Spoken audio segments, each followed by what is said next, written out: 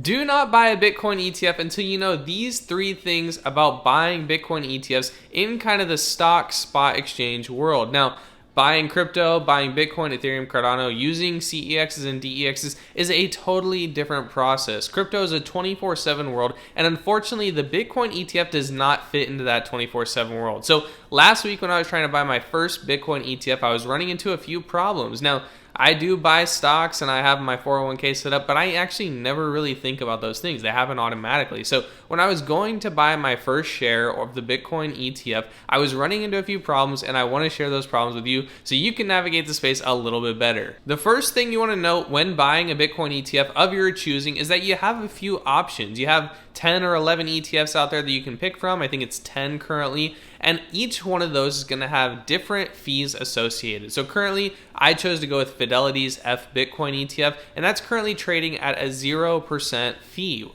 In August, it'll bump up to a 0.21% fee. But other ETFs like Grayscales ETF is trading at a 1.5% fee. So that means when you go to buy a share of the Grayscale ETF for Bitcoin that they have, you're going to pay a 1.5% fee. Whereas if you bought an ARK Invest share of their Bitcoin ETF, you would pay a 0.21% fee. So different Bitcoin ETFs are going to have different fees, and those fees have the potential to eat a lot of your capital gains up 10, 20, 30 years down the line. Now, to put this into perspective, for every $1,000 you invest at a 1% fee, you give your broker $1. Now, if this fee is changed from 1% to 0.1%, that means that every $10,000 you give your broker, you give them $1. It's by a magnitude of 10. So the difference in a 1% fee and a 0.1% fee or a 0.2% fee is orders of magnitude larger, and those will compound into your capital gains. Now, you might not think it's a lot of money today, but as those gains compound, and there's no reinvesting of dividends, but as the gains of Bitcoin do compound,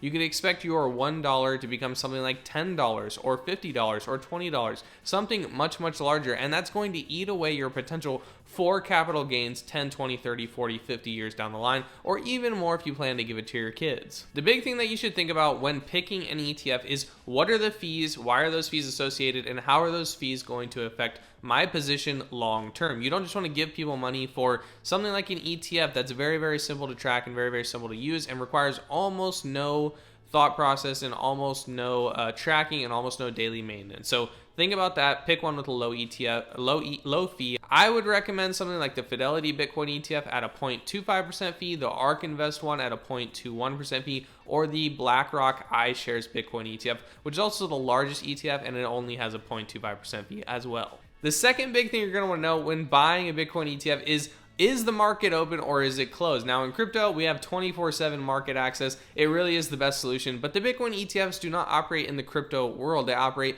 in the fiat world. And so we need to be aware of whether the market is open or closed and how this can dramatically impact our ability to set a good buy price and get the actual price that we should deserve. When I was trying to go buy the Bitcoin ETF last week, I was looking at it after hours, something like 5 or 6 p.m., and I could not for the life of me figured out why the Bitcoin was $37, but my buy was coming in at $45 for one share. And that's got to have been due to the after effects, the aftermarket hours effects of me trying to make that purchase. Later, the next day when I came in during market hours, the Bitcoin ETF was showing $37 and my purchase total was showing $37 for one share. And it kind of clicked with me that I am doing things the wrong way in this spot style market. Whereas in crypto, I'm used to doing whatever I want, whenever I want. And if I'm going to be buying the Bitcoin ETF, I need to know what I'm doing, when I'm doing it, and how that affects my price. So unfortunately, this is one thing we're gonna have to take note of, and I would recommend setting a reoccurring buy during the day, during the week, on some random day, like noon on Wednesday. My broker currently does not offer automatic buys for Bitcoin ETF, which is another thing I found out. So traditionally, I would set something like my 401k or my S&P 500 investments on an automatic buy during the day, during the week, right, when markets open. But since my Bitcoin ETF does not allow that, I'm going to be just popping in during the day on like a Monday or a Wednesday during the market hours as I remember, probably on a weekly or a bi-weekly basis in order to buy Bitcoin at the appropriate market times. The third thing you should know about the Bitcoin ETF is that not all of these Bitcoin ETFs are the exact same when it comes to cold storage and how they store their Bitcoin. So we have 10 Bitcoin ETFs currently to choose from.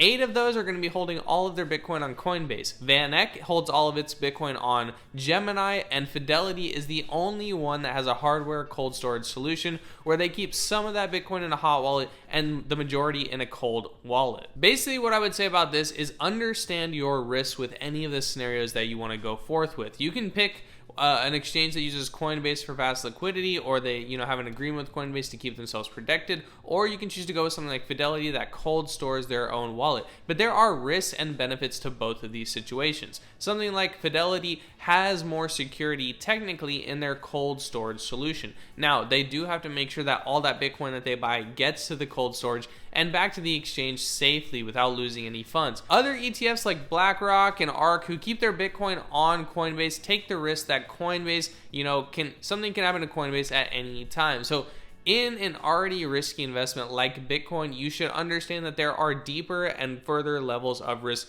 depending on which you go with. Me personally, I would prefer to invest with Fidelity, someone who is cold storing, has the ability to cold storage, has their own cold storage solution, and has been in crypto long enough to understand that cold storage is actually probably the better way to go. I do think temporarily it's okay for a lot of the ETFs to use Coinbase, but eventually if you're in something like a BlackRock or an ARK, you would hope that they have the ability to cold storage and hold those funds that they have for all the millions of investors that they're invested with. The last thing that you would want is for something to happen in Coinbase where it gets halted or hacked or something like that, and all those ETFs are on that exchange. I think, having a portion at least in a hardware wallet is a good move for a lot of these ETFs. As with all crypto, there is always good and bad things. There's always pros and cons to weigh and different things you need to analyze. But these are some of the few things I've really come to learn about the Bitcoin ETF as I started buying into the Fidelity Bitcoin ETF myself last week. I'd never really remember that I got to worry about time zones and market hours. I definitely am glad I looked at the fees. Initially, I was looking at the Bitcoin ETFs and I was like,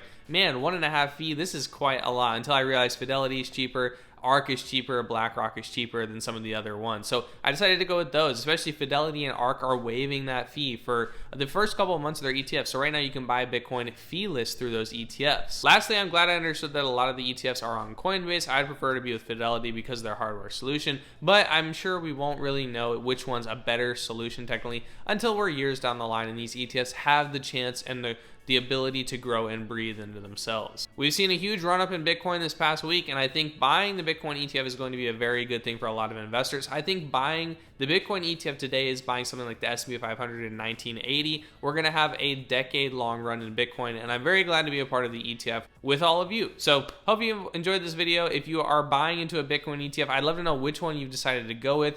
Probably some of the ones I would suggest are BlackRock's iShare because it is the largest one by far, even though it has a 0.25% fee. If you want the lowest fee possible, I would go with ARK. It's only a 0.21% fee, but is slightly smaller than something like BlackRock. And if you are like me that enjoys the combination of all these things from a broker that's been in crypto probably the longest out of all of them, I would go with Fidelity as a 0.25% fee that's being waived until June, I believe, and then the 0.25 kicks in June. But I do appreciate Fidelity's willingness to kind of go with the hardware wallet and be in crypto for the right reasons. Other than that, I hope you enjoyed the video and we will see you in the next one.